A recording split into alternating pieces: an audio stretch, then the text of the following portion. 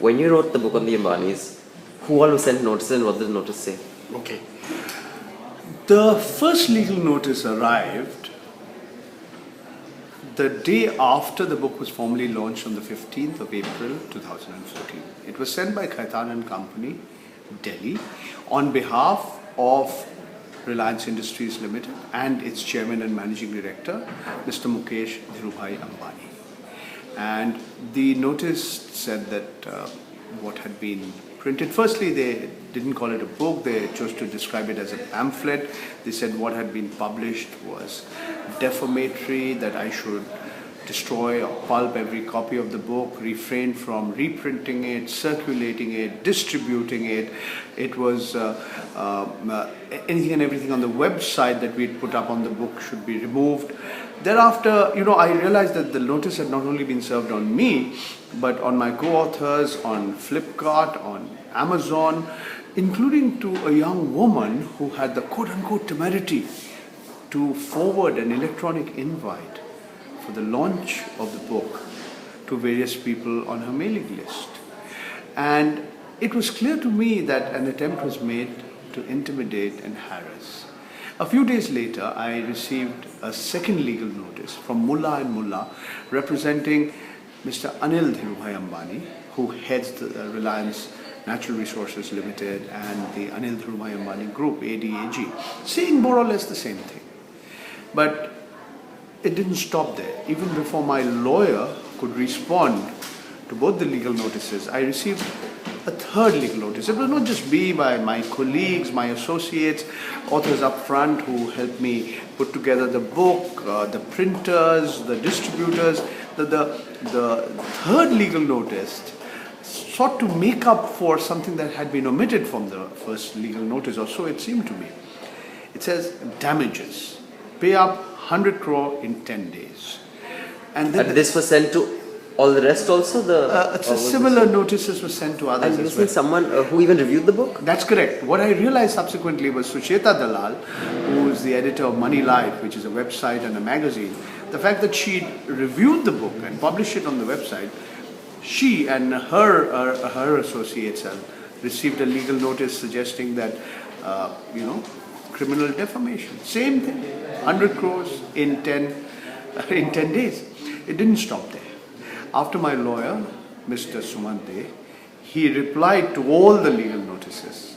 A fourth legal notice came, and that was kind of repeating everything that had been said earlier. By describing Mr. Mukesh Ambani as an oligarch, I defamed him by arguing in the book that the two brothers when they were squabbling with each other, it was really an attempt to control natural gas from the Krishna Godavari basin, its pricing. That this was really not just because the spouses of these two brothers may not have been the best of friends. It had nothing. It had much more to do with Tina and Nita perhaps not being the best of friends. It had everything to do with controlling the country's natural resources and access to it, and the pricing of it, the valuation of it. So when in the book I described the two brothers as being greedy and vengeful, that was also supposed to be defamatory. And what's the status now? I'll tell you the status, but one or two more lines on what I said. It was also that I argued that, look, you haven't been able to point out any factual errors. Me and my colleagues found factual errors which we corrected in the paperback edition and the subsequent reprints. They didn't point out any factual error.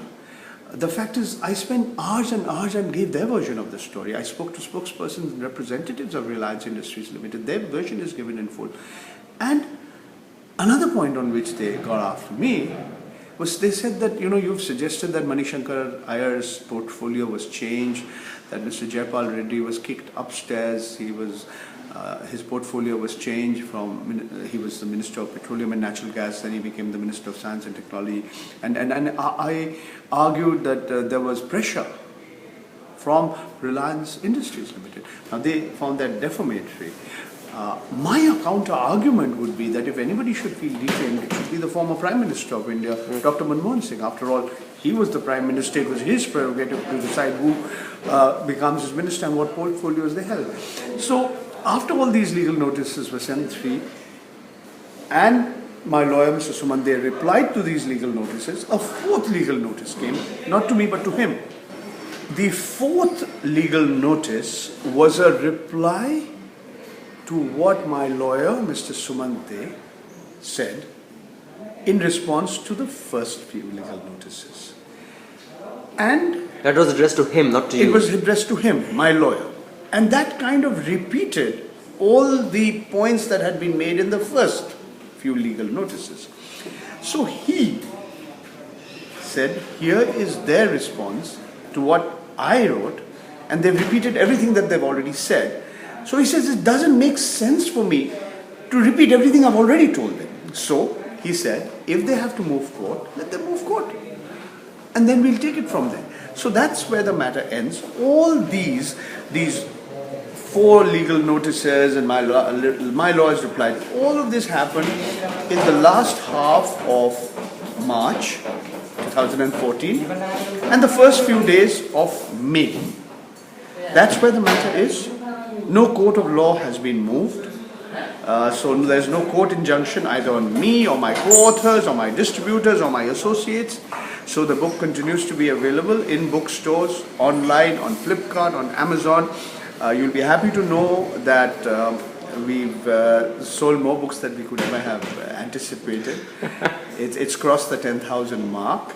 It's available to anybody and everybody across the globe. It's available in the form of a hard copy, in the form of a paperback, in the form of, you can download it on your Kindle machine or your iPad or whatever. So that's where it is. I'm hopeful that in the near future we'll bring out a Hindi edition of the book and a sequel to the book, another book.